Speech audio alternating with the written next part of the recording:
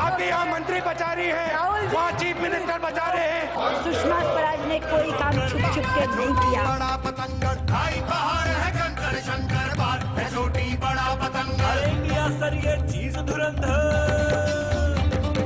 India sir ये चीज धुरंधर, रंग रंगीला बर जात अंदर, रंग रंगीला बर जात अंदर। प्रधानमंत्री ने बहुत वायदे किए थे, 15 लाख रुपए का वायदा किया था, ना खाऊंगा ना खाने दूंगा का वायदा किया था। और दुख की बात है कि वो यहां अंदर नहीं आ पाए।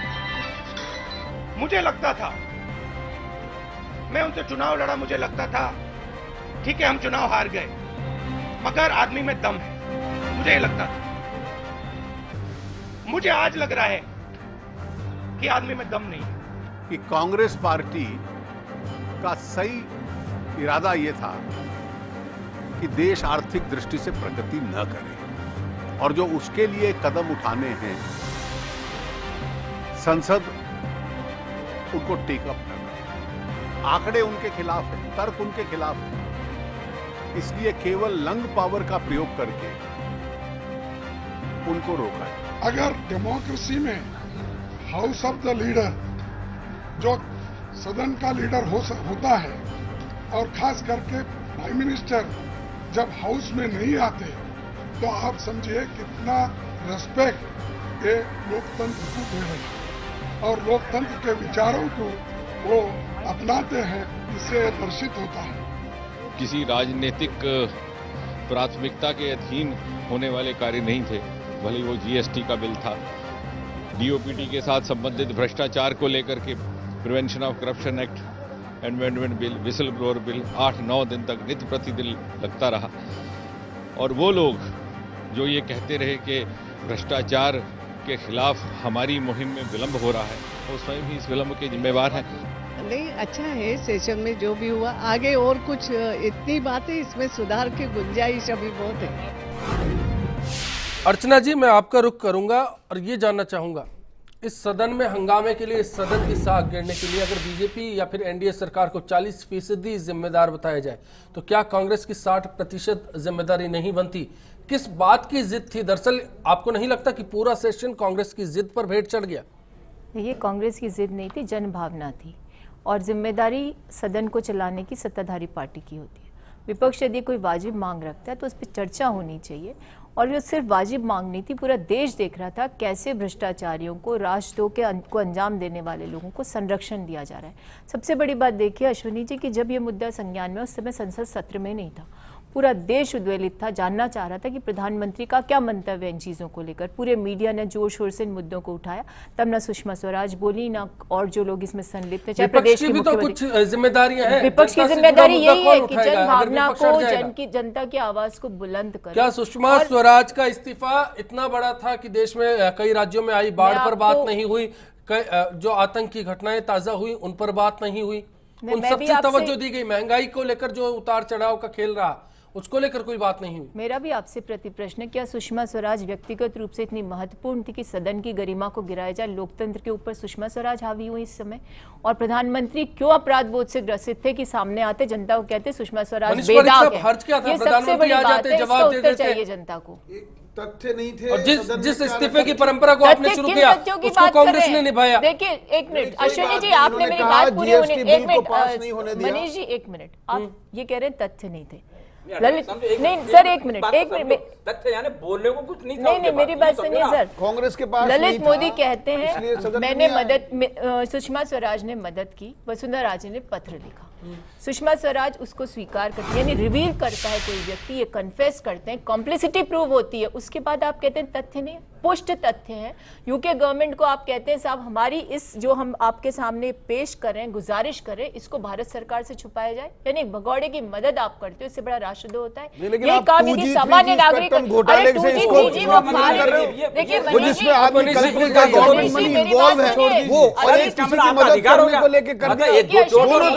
नहीं, सवाल ये नहीं है मंथन खंडेला साहब, अर्चना जी, सवाल ये नहीं है। सवाल ये है कि जो बीजेपी करती आई है क्या वो कांग्रेस करेगी, ये भी जानना महत्वपूर्ण है। जो इतिहास में हुआ 2004 से लेके 2011 के बीच में जो हुआ, क्या उसी को निभाया गया बीजेपी की ओर से, ये भी बड़ा सवाल है। 2 कॉलर है, उनके बाद में आपका रुख करूंगा अर्चना जी फिर से।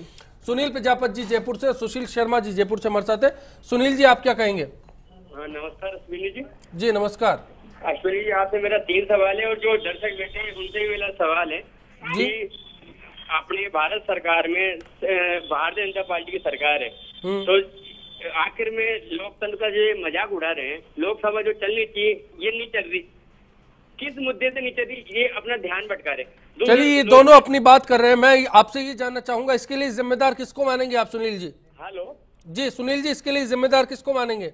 हाँ सर, इसके लिए जिम्मेदार, अब आप देखो दिल्ली में आम आदमी पार्टी की सरकार है, लेकिन भारतीय जनता पार्टी के आम आदमी पार्टी की सरकार को बिल्कुल ऐसे समझ रही है जैसे कोई लोकतंत्र का अधिकारी। अच्छा, तीसरी मेरी बात है, आप जयपुर में देखो नगर निगम का, आज एक ईमानदार इंदिरा जो सिंह है वो आईएन ने ईमानदारी से अपनी आवाज उठाई, तो भारतीय जनता पार्टी क्योंकि लोकतंत्र का पूरा अधिकार है। चलिए, आपका सरकार पर सीधा निशाना है। पार्षद है सुशील शर्मा जी, नमस्कार, बताइए आप क्या कहेंगे? हाँ नमस्कार अश्विनी जी। जी अश्विनी जी, बड़ी संसद की बात तो मैं नहीं करना चाहूंगा क्योंकि मेरा वहां तक पहुंच नहीं है, लेकिन मैंने ये देखा है जयपुर नगर निगम में मनीष जी पारिक जब यहाँ उप महापौर थे तो उन्होंने छोटे लोकतंत्र का भी गला घोटा था और हमारी संसद को नहीं चलने दी थी, नगर निगम को नहीं चलने दी थी। मैं आपसे निवेदन ये करना चाहता हूँ, वाली तो ज्योति जी थी, तो मैं थोड़ी चलाता था। मोदी जी अजय मन फेरो है, मोदी जी बहुत होशियार आदमी है। मोदी जी ने दोनों नेताओं को एक्सपोज कर दिया, कांग्रेस को तो इस बात कर लिया कि आप चलाना नहीं चाहते, और बीजेपी के नेताओं को यह आईना दिखा दिया कि मेरे बिना आप सरकार नहीं चला सकते, ना संसद चला सकते। चलिए, बहुत बहुत शुक्रिया आपका। अर्चना जी, मैं आऊंगा, पहले एक बार मनीष जी आपसे रुख करना चाहूंगा और आपसे जानना चाहूंगा कि जो दोनों दर्शकों की राय है उसको लेकर आप क्या कहना चाहेंगे? नाराजगी आपको लेकर बड़ी है, बिहार चुनाव आपके सामने, जो केंद्रीय मंत्री बात रख रही हैं, जो संसद में उनका एक एक वचन वहां पे नोटिफिकेशन बनता है, उनकी बात तो महत्वपूर्ण ही नहीं है। सवाल तो गरिमा यहां भी तो है, अगर केंद्रीय मंत्री सब कुछ प्रधानमंत्री हो गए हैं तो ये केंद्रीय मंत्री बैठे क्यों है यहाँ? इनको तो कांग्रेस मान ही नहीं रही है। अगर उनकी इच्छा रहती है कि मोदी बोले, सरकार को पूछना चाहिए, ये बात उन्हीं को बताने की बात है। मोदी जी को बताना चाहिए कि क्यों बैठे, इनको खाली मोरा बना रखा है, मूर्तियां बना रखी है। कांग्रेस पार्टी की कोई स्ट्रेटेजी है, हम कभी उसके उनमें विजन नहीं है, उनमें जो दूरदृष्टि नहीं है, उनमें अहंकार है, उनमें सोच नहीं है, उनमें संगठन के साथ की ताकत नहीं है। अर्चना जी, है क्या दरअसल, क्या है पीएम को क्या डर? मुझे समझ नहीं आ रहा डर का जिक्र कर रहे हैं राहुल गांधी। जो संलिप्त है, जो आरोपित है, वही अपनी सफाई देगा। फिर आपके प्रधानमंत्री को गुरेज क्यों आकर के स्पष्टीकरण देने का, यदि क्लीन चिट देनी है बिहार के मंच से वसुंधरा राजे को क्लीन चिट देना कौन सा औचित्य स्थापित करता है? मेरी बात सुनिए, जिस पर आरोप है वो खुद बोल रही है, खुद नहीं आरोप, देखिए आरोप है तो पहले पदमुक्त हो जाइए, जांच होने दीजिए। आपके कहने से आपको मुक्ति नहीं मिलेगी। हर आरोपी, हर जिसके ऊपर किसी प्रकार का आक्षेप लगा होता है, वो कभी नहीं कहता कि मैंने गलत काम किया, और उसकी गवाही के आधार पर उसको मुक्त नहीं किया जाता। अरे ए राजा ने इस्तीफा दिया भाई, और ए राजा कांग्रेस से नहीं थे, कोलिशन पार्टनर था। और आपके सुनिए मेरी बात, खंडेला साहब अश्विनी जी मेरी बात सुनिए, पहले जैसे आरोप लगे तो इनके नेताओं ने कितना गैर जिम्मेदाराना जवाब दिया। ये एनडीए यूपीए नहीं, यानी कोई इस्तीफा नहीं देगा, कितने गंभीर आरोप लगे। यदि हमारा अनुगमन ही करना है, हमारा आप 18 भ्रष्टाचार के आरोप के कारण सरकार से बाहर हुए हो, और ये समझा रहे हो हमारे को। हम क्या समझा रहे हैं? हम तो जनता की बात उठा रहे हैं, हम तो जानना चाहते हैं बिहार के मंच से वसुंधरा राजे को क्लीन चिट देने का क्या औचित्य है?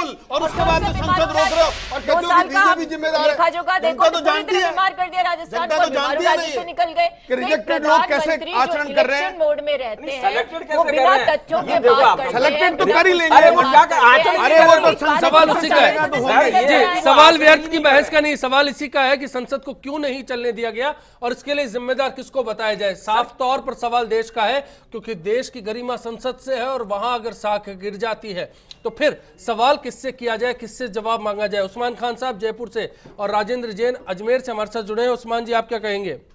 नमस्कार सर। नमस्कार सर, मेरा तो सीधा सा सरकार से सवाल है कि जो जनता का 250 करोड़ रुपए बर्बाद हुआ है, सरकार ने जो 250 करोड़ की बर्बाद करा है, वो सरकार इस पे क्या जवाब देगी? सरकार फुल बहुमत में बैठी है संसद के अंदर, ओनली 44 लोगों ने इतना 44 लोग जवाब मांग रहे थे सरकार से। क्या 450 लोग जवाब नहीं दे पा रहे थे? ये बिल्कुल। जनता के साथ। राजेंद्र चौड़िया जी अजमेर से, आप क्या कहेंगे? मैं अजमेर से राजेंद्र चौड़िया बोल रहा हूँ। आप सबको नमस्कार जी। मैं ये कहना चाहता हूँ कि हंगामा क्षेत्र में पूरा जो है मानसूनी सत्र में मानसून बह गया, इसके बावजूद कुछ काम नहीं हुआ। देश के करोड़ों नागरिक जो है देख रहे हैं ये क्या खेल हो रहा है, कैसे काम किया जा रहा है, देश का हित और विकास कैसे होगा, तो समझ में नहीं आ रहा है। ये बहुत बड़ी गलती हो रही है। चलिए, सरकार पर तो खास तौर पर जिम्मेदारी है, क्योंकि सत्ता है और सत्ता की जिम्मेदारी होती है संसद को और सदन को चलाए।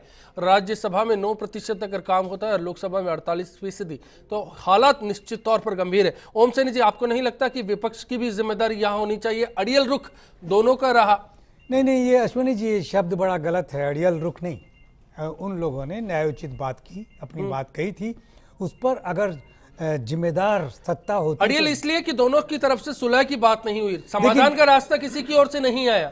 देखिए, काम होता है बराबर की जिम्मेदारी पार्लियामेंट्री मिनिस्टर का ही काम होता है कि वो जाकर के शत्रुता ना करे, विपक्ष को शत्रु ना समझे, विपक्ष को ये समझे कि वो भी देश के विकास में उतना ही योगदान दे रहा है जितना कि सत्ताधारी दल देना चाहता है या दे रहा है। ऐसे में जो शत्रुतापूर्ण सारा स्वरूप सामने आया, जो तरीका सामने आया, ये अपने आप में मैं समझता हूँ कि ज़्यादा जिम्मेवार है और इसके लिए सत्ताधारी दल को ही आड़ा तिरछा लेना पड़ेगा, उसी से पूछना पड़ेगा कि आपका पार्लियामेंट्री मिनिस्टर क्या करता रहा, आपके प्रधानमंत्री मोनी बाबा बन के क्यों बैठे रहे, उन्होंने क्यों नहीं प्रतिपक्ष के नेता से बात की, क्यों नहीं उनके साथ में संवाद करने की चेष्टा की। तो ये सब संसदीय परंपराओं का जिस तरीके से मखौल उड़ाया गया, जिस तरीके से उनको दरकिनार किया गया, ये अपने आप में एक अलग संकेत करता है कि कोई आपातकाल तो है नहीं। सामान्य काल के अंदर अगर संसद में इस तरीके से पेश आने के सत्ताधारी दल चेष्टा करेगा तो उसके नतीजे क्या निकलेंगे। तो मैं समझता हूं कि सत्ताधारी दल को ज्यादा जिम्मेवारी है, सत्ताधारी दल की जिम्मेदारी है। इस बीच बीजेपी ऐलान करती है और कहती है कि तमाम 44 कांग्रेस सांसदों के कॉन्स्टिट्यूशन जो सीटें हैं वहां जाएंगी, कॉन्स्टिट्यूशन में जाएंगी और वहां जाकर जो सवाल होगा, सबसे पहले वो सवाल होगा उनसे कि आखिर संसद को क्यों नहीं चलने दिया गया। 4 बीजेपी के सांसदों के साथ साथ एक मंत्री वहां जाएगा और ये रणनीति बीजेपी ने अब आगे में बनाई है। ऐसे हालात में शीतकालीन सत्र में भी क्या ऐसे ही सूरत हाल देखने को मिलेंगे? बात होगी ब्रेक के उस पार। आप देखते रहिए बिग फाइट। लोकतंत्र की सबसे बड़ी इकाई है संसद। उसमें क्या है कि हम जो जनप्रतिनिधि चुन के भेजते हैं वो सामाजिक बात ना रख करके जो आप वो व्यक्तिगत वो है उनको रखते हैं। तो इससे क्या है कि संसद की जो गरिमा है वो खत्म हो रही है।